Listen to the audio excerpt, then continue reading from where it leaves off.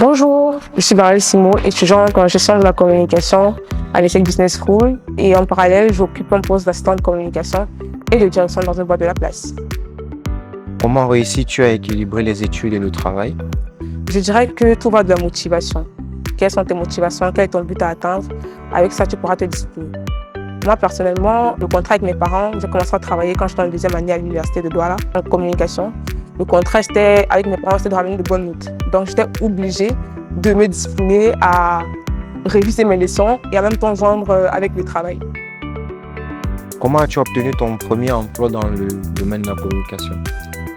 J'ai obtenu mon premier emploi, c'était après une formation que j'ai faite en community management, c'était en 2020.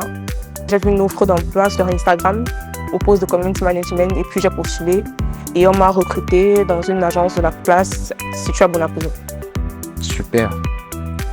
Quelles sont les compétences selon toi et les qualifications requises pour une personne qui voudrait exercer dans le même domaine, dans ce domaine de la communication? En communication, je dirais qu'il faut beaucoup de créativité. Il faut être une personne assez dynamique, qui aime beaucoup lire et qui a une bonne facilité à communiquer de façon orale et écrite. Ok. Question très importante aussi. Comment préparer un bon CV pour un emploi dans la communication? Un CV, c'est un outil qui fait vendre. Je dirais que quand vous faites un CV, mettez plus en avant vos compétences, vos réalisations, ce que vous avez déjà eu à faire et tout. Pas tous les diplômes que vous avez obtenus, c'est vrai que c'est important, mais mettez plus en avant vos réalisations, vos compétences. C'est ça qui vous vend. Et du coup, quelles sont les erreurs à éviter lorsqu'on prépare un CV? Les erreurs à éviter de trop expliquer, parler de votre vie, par exemple. Éviter de mettre des détails qui ne sont pas très importants. Aller droit au but, donner l'essentiel. D'accord. Question un peu plus personnelle. Comment gérer un budget limité en tant qu'étudiant? Parce qu'il y a plusieurs choses à gérer, l'habillement, d'autres choses. Comment gérer son budget?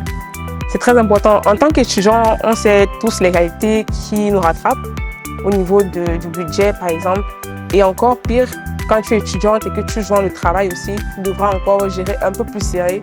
Donc, moi, je dirais qu'il faut savoir joindre l'utile à l'agréable, prendre des priorités. Moi, par exemple, je savais que si je vais aller au travail, je m'achète des vêtements qui correspondent mieux à l'école et mieux au travail. Déjà que je suis dans une école de commerce, c'était plus facile pour moi de vendre les deux.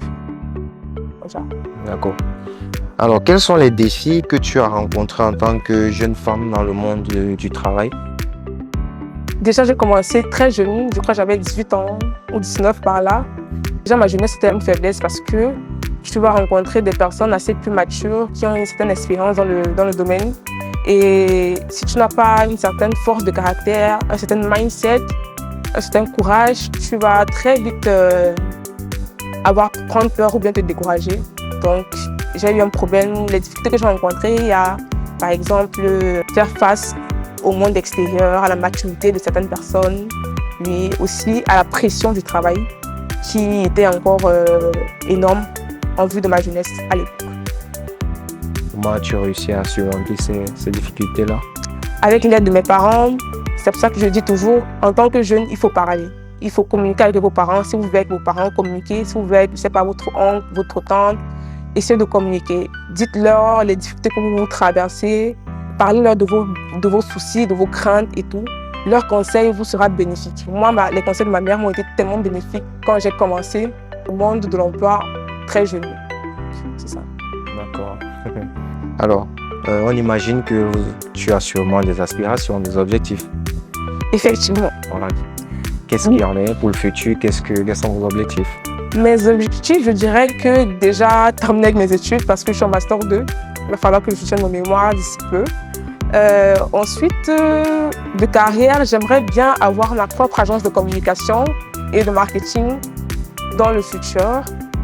Être entrepreneur aussi, dans l'immobilier et dans plusieurs choses comme ça que je vais garder secret pour le moment.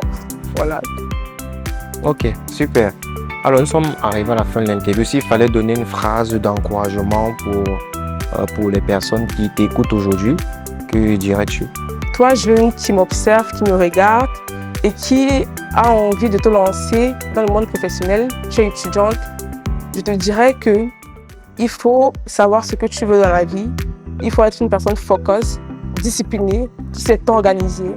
Ne perds pas espoir, tu peux y arriver. Si j'ai pu le faire, toi aussi tu peux le faire. Donc beaucoup de courage. Merci. Merci.